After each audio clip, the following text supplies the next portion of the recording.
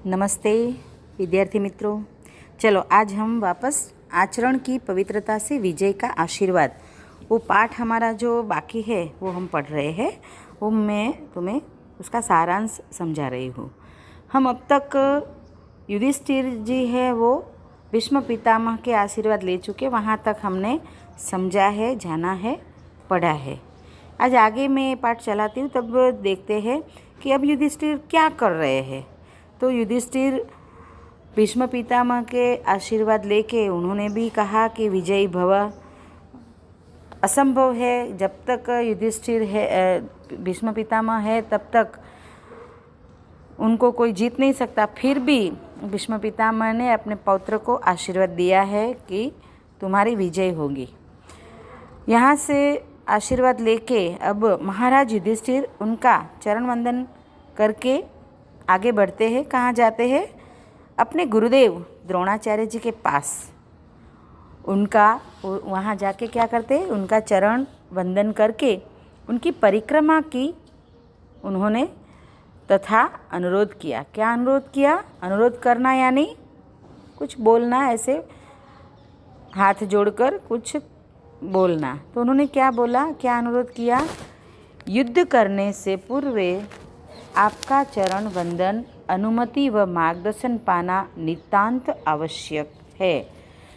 आज मैं आया हूँ आपके पास तो युद्ध करने से पूर्व, अभी युद्ध शुरू होने वाला है, तो युद्ध करने से पूर्व में आपके चरण वंदन, चरण स्पर्श करने, चरण वंदन करने, और वह यानी और अनुमति, अनुमति यानी रजामंदी, अनुमति मांगने आ रहा हूँ, और अनुमति के साथ साथ मार्गदर्शन भी पाने आए।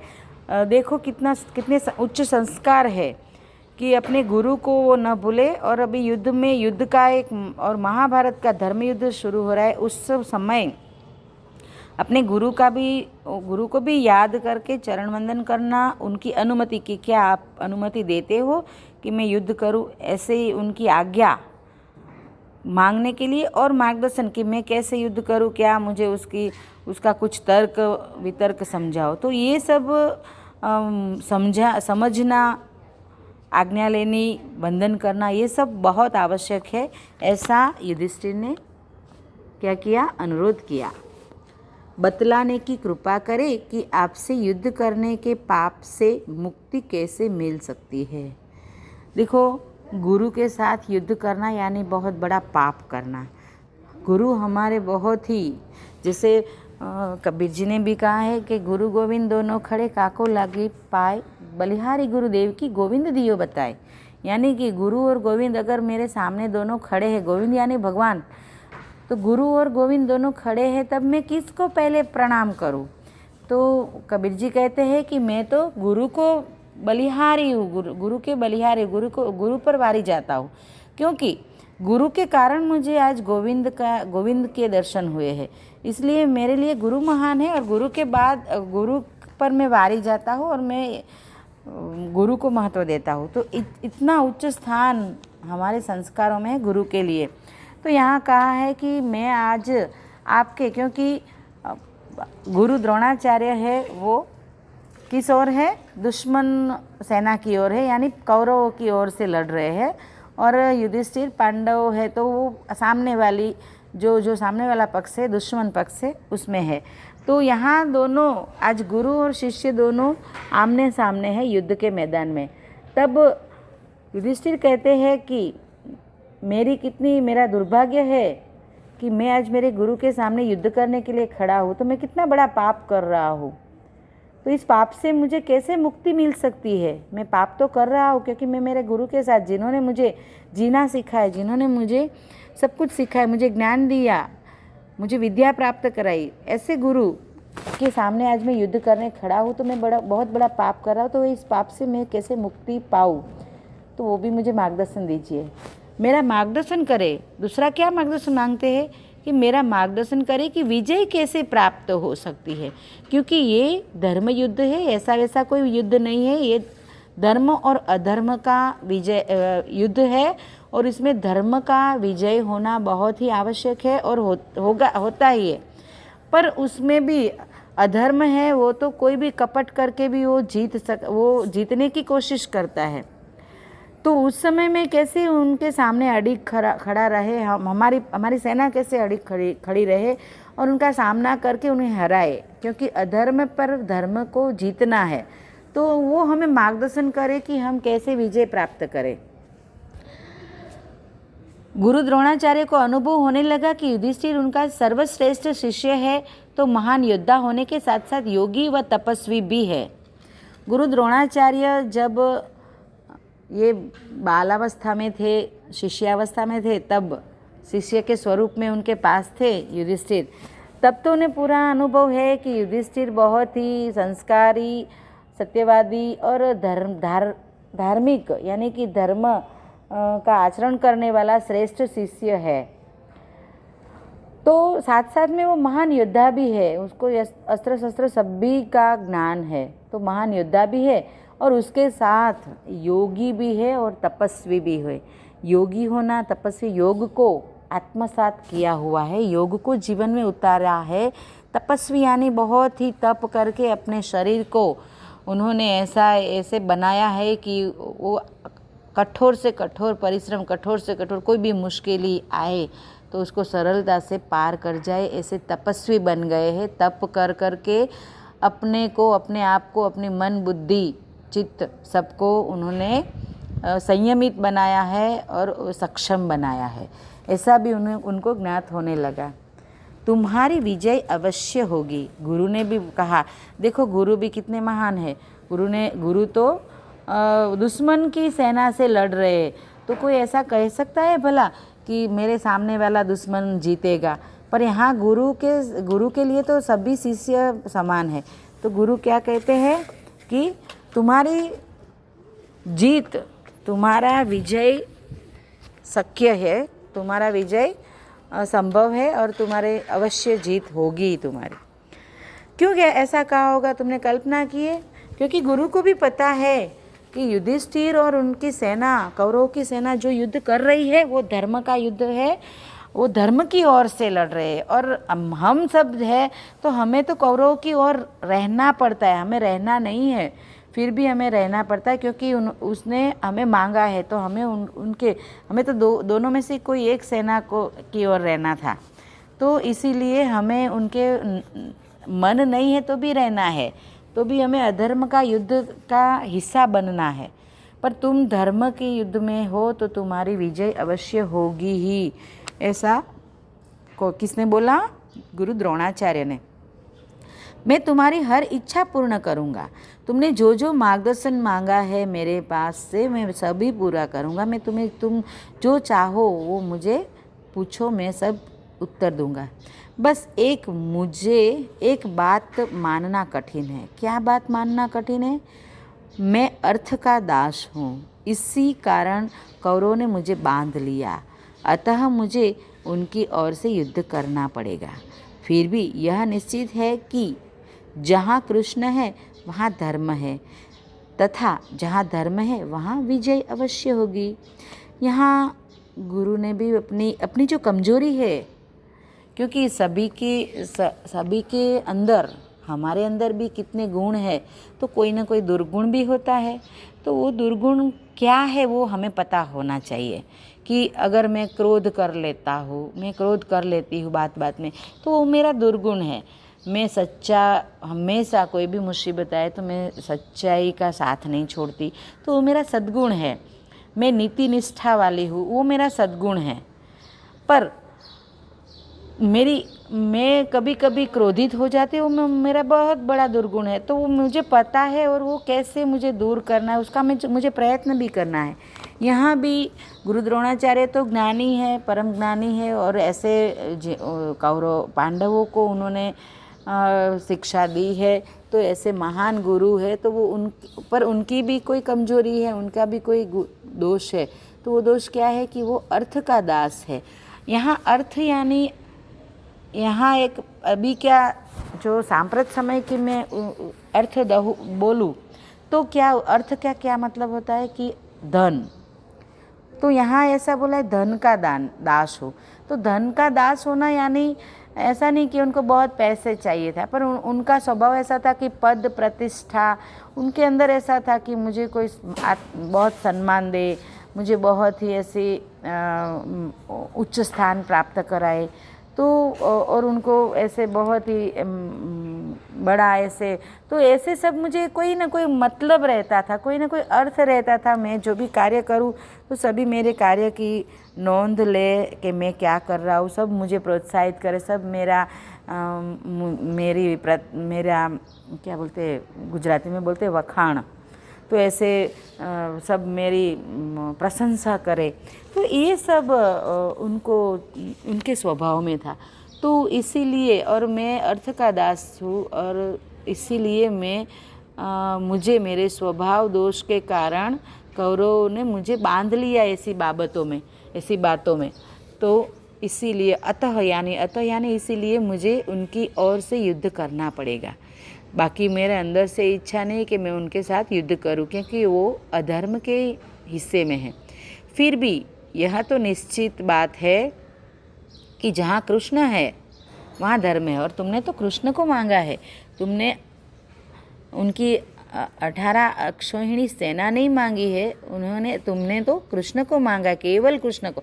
तुम्हें पता था कि कृष्ण यानी धर्म और सब कुछ, तो कृष्ण आ गए तो तुम्हारी विजय तो निश्चित है। और जहाँ कृष्ण है वहाँ अधर्म होता ही नहीं, अधर्म टिक ही नहीं पाता। तो वहाँ तो धर्म है, वहाँ तो धर्म की विजय है। इसीलिए तुम्हारी विजय निश्चित है। अगला प्रश्न पूछने पर उन्होंने कहा, अभी दूसरा भी प्रश्न पूछा युधिष्ठिर ने। तभी उन्होंने कहा कि जब तक मेरे हाथ में शस्त्र है तब तक मुझे कोई न जीत सकेगा। जब किसी विश्वासपूर्ण व्यक्ति से कोई अप्रिय बात सुनने को मिलेगी तो मैं शस्त्र त्याग दूंगा, उस समय कोई योद्धा मुझे मार सकता है। तो दूसरा प्रश्न क्या था, याद करो। तो दूसरा प्रश्न कुछ पूछा था युधिष्ठिर ने। पहला प्रश्न क्या था कि क्या था पहला प्रश्न, याद करो। युद्ध मैं आपके साथ युद्ध करता हूँ तो मुझे कैसे पाप से मुक्ति मिलती है, मेरा मार्गदर्शन करे कि हमारी कैसे विजय हो सकती है। तो ऐसे सब प्रश्न पूछे थे ना। तो दूसरा प्रश्न का उत्तर उन्होंने गुरु द्रोणाचार्य, क्योंकि ये सब बहुत महान गुरु तो थे ही, पर महान योद्धा भी थे। उन्होंने इतनी शक्तियाँ हासिल की थी, उन्होंने इतने अपने कौशल्य का विकास किया था, अपने युद्ध के कौशल्य इतने आत्मसात कर लिए थे कि उनको कोई जीत ही नहीं सकता। तो उन्होंने क्या बोला कि तुमको जीतना ही है, क्योंकि तुम धर्म के पक्ष में हो, तो तुम्हें जीतना है। पर जब तक मेरे हाथ में शस्त्र होंगे तब तक मुझे कोई नहीं जीत सकता, क्योंकि मेरे में इतनी शक्तियाँ हैं और मुझे शस्त्र चलाना इतना आता है बहुत अच्छी तरह से, इसलिए मुझे कोई नहीं जीत सकता। पर अगर कोई विश्वासपूर्ण व्यक्ति, यानी मुझे जिसके ऊपर गाढ़ विश्वास है, वो विश्वासपूर्ण व्यक्ति आकर मुझे अगर कोई ऐसे समाचार सुनाता है और मैं ऐसे समाचार सुनकर बहुत ही आश्चर्यचकित होकर या ऐसे कुछ भी अपनी सूझ बूझ खोकर मैं अपने शस्त्र त्याग दूँ, बस उसी समय कोई योद्धा अगर मेरे पर वार करता है तो वो उसमें मैं मर सकता हूँ, वो मुझ पर जीत सकता है। तो तुम उस तक का लाभ ले लेना। तो ऐसा उन्होंने युक्ति बताई, ऐसा नहीं कहा कि तुम मुझे उस टाइम मार लेना, पर उन्होंने एक युक्ति संकेत दे दिया कि अगर तुम्हें जीतना है, पर जीतना है तो पहले हम सबको मारना पड़ेगा, और हमको मारोगे तो ही तुम जीतोगे। और हमको मारने के लिए तो जब तक मेरे हाथ में ये शस्त्र होंगे तब तक तो तुम कोई भी शक्तियाँ या कोई भी तुम्हारा शस्त्र है मुझे नहीं मार सकेगा। तो तुम कुछ ऐसा करना कि ऐसा कोई समाचार मुझे सुनाना कि मैं अपना आपा खो बैठूँ, और आपा खोना यानी सूध बूध खो बैठना। तो अगर ऐसा हो जाए तो मैं अपना शस्त्र को एकदम त्याग दूँ, ऐसा कोई दुखद समाचार मुझे मिल जाए, कोई ऐसा किसी को कि कोई महान योद्धा या कोई अपना विश्वास पात्र व्यक्ति या कोई भी ऐसे कि मर गया, तो है ऐसा हो जाए और मेरे हाथ में से शस्त्र छूट जाए, बस उसी समय मेरे पर वार होगा तो मैं मर सकता हूँ। तो ऐसी युक्ति अपनी बात में युधिष्ठिर को बता दी, क्योंकि गुरु द्रोणाचार्य भी अंदर से तो ऐसा ही सोचते थे कि धर्म की ही विजय होनी चाहिए, तो ही दुनिया में सालों युगों युगों तक ये दृष्टांत बैठेगा कि भले तुम कितने भी अधर्म करके कितने भी आगे निकल जाओ, तुम्हारी पराजय निश्चित है। अगर तुम्हें जीतना है तो तुम धर्म के मार्ग से आगे बढ़ोगे, तो भले धीरे धीरे पर तुम्हारी विजय निश्चित है, संभव है। तो यह दाखिला बिठाने के लिए उनको मरना पड़ेगा, वो उन्होंने सोच ही लिया था, इसलिए युधिष्ठिर को युक्ति बता दी। उनका आशीर्वाद प्राप्त करके वे किनके पास गए? कौन किनके पास गया? युधिष्ठिर। तो युधिष्ठिर अब किसके पास गए? कृपाचार्य के पास गए। उनको भी अपना प्रणाम अर्पित करके उनकी परिक्रमा की तथा निवेदन किया। गुरुदेव, तो कृपाचार्य भी गुरुदेव है। देखो, पहले की हमारी परंपरा रही है कि हम जब हमारे जो भी राजा महाराजा थे, तो वो गुरु को बहुत ही बड़ा सम्मान आदर सत्कार करते थे। अपने राज भवन में भी, अपने दरबार में भी उनको बहुत ही उच्च स्थान प्राप्त करवाते थे और उनको बहुत ही मान सम्मान देते थे। और अपना कोई भी निर्णय है तो वो पहले गुरुदेव के पास उसकी सलाह मशवरा करके गुरु का मार्गदर्शन लेके वो आगे बढ़ते थे। तो गुरु कृपाचार्य भी इन गुरुओं में से एक थे और उनके पास भी युधिष्ठिर गए और वहाँ जाके उनकी प्रदक्षिणा की, उनका आशीर्वाद लिया, उनको भी अपना प्रणाम अर्पित करके, उनकी परिक्रमा करके, वंदन करके निवेदन किया। क्या निवेदन किया? कि गुरुदेव, मुझे आपसे युद्ध करना पड़ेगा, अतः शिष्य के नाते मेरा कर्तव्य है कि युद्ध के पूर्व आपकी आज्ञा व आशीर्वाद मांगूं। तो गुरुदेव, आप अवश्य अधर्म के मार्ग पर हो और वहाँ मेरे सामने के पक्ष में हो, तो मुझे आपसे, और मैं धर्म के पक्ष में हूँ और मैं आपके विरुद्ध पक्ष में हूँ, सामने हूँ, तो आमने सामने हमें युद्ध करना पड़ेगा। मुझे गुरु के सामने युद्ध करना अच्छा नहीं लगता, फिर भी मुझे, आप मेरे सामने के पक्ष में हो, मेरे दुश्मन पक्ष में हो, इसीलिए शत्रु पक्ष में हो, इसीलिए मुझे आपसे युद्ध करना पड़ेगा। अतः शिष्य के नाते मेरा कर्तव्य है, कुछ भी छोटा मोटा काम करते हैं तो हम हमारे गुरु की आज्ञा अवश्य मांगते हैं। तो कर्तव्य है कि युद्ध के पूर्व आपकी आज्ञा व आशीर्वाद मांगूं कि हम आगे बढ़े। यही आपसे विनम्र अनुरोध है। कृपाचार्य ने क्या कहा? राजन, तुम मेरे शिष्य हो, तुम न आते तो मैं तुम्हें शाप देता। तुमने अपने आचरण से सिद्ध किया है कि तुम धर्मराज हो।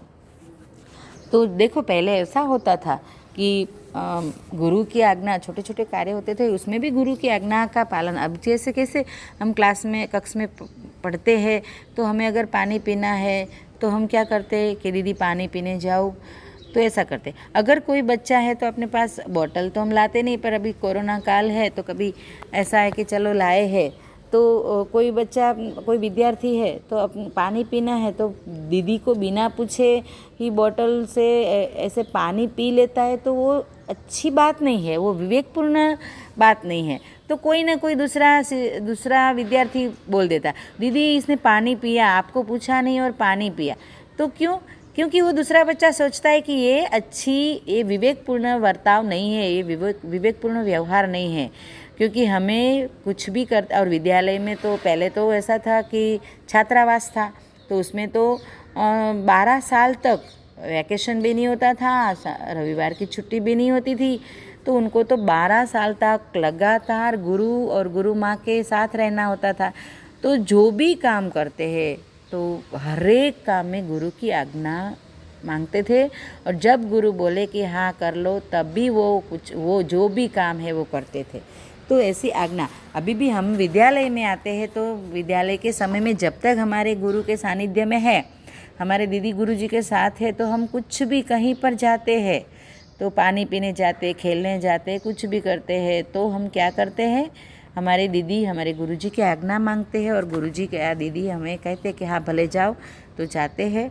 तो ऐसे ही वहाँ पहले की जो पद्धति है वो भी हम अभी लगातार चलाते हैं और चलती रहेगी, क्योंकि हमारी संस्कृति है।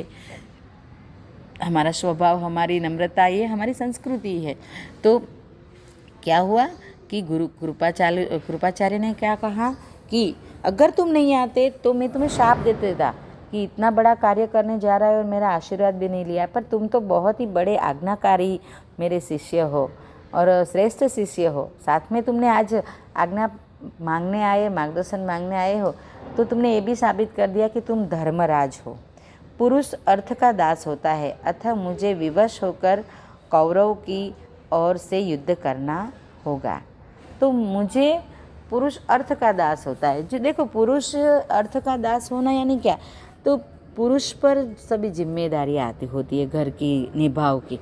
तो उसके सामने अर्थ यानी आर्थिक सद्धर होना, धन धान्य वगैरह, सुवर्ण रत्न, वो सब जो होता है उसको अर्थ के अर्थ से लेते हैं हम। तो वो बोलते हैं कि पुरुष से हमेशा अर्थ का वो होता है, दास होता है।